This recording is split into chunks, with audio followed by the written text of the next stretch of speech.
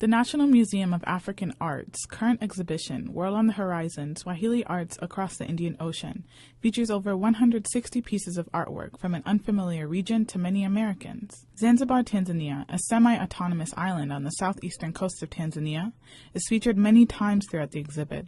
Historical images of the island's residents and leaders are displayed throughout the exhibit. Visitors are able to point out the Arab and Indian influence attached to its artifacts, such as the Quran and the local door designs. The original African residents can also be spotted in photographs and postcards hung along the walls that display the beginning of a mixed population.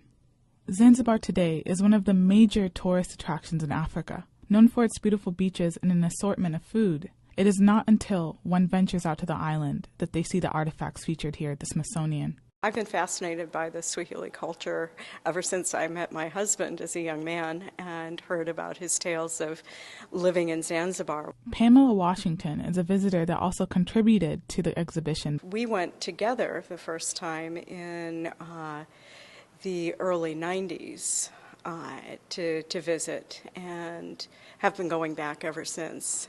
And part of what my husband has done is he has a website that talks about the history of Zanzibar, the political history of Zanzibar and Zanzibari culture and Swahili culture.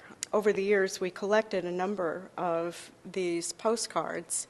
Kevin DuMichel, one of the in-house curators for the exhibition, says that this collection is perfect for the museum due to the fact that the Swahili world was always subtly connected to the wider world. He describes it as fascinating due to the different strands of history that have come together to form this region. VOA asked DuMichel how and where a museum like the Smithsonian got their hands on such historical and unique artifacts from the Swahili coast. The exhibition ranges rather widely. I mean, we have objects that go all the way from the Congo to India, but the heart of the exhibition is built around objects from primarily Somalia, Kenya, and Tanzania. And we are actually quite proud in particular to feature over 25 works that are on loan to us actually from the National Museums of Kenya on display here in the United States for the first time.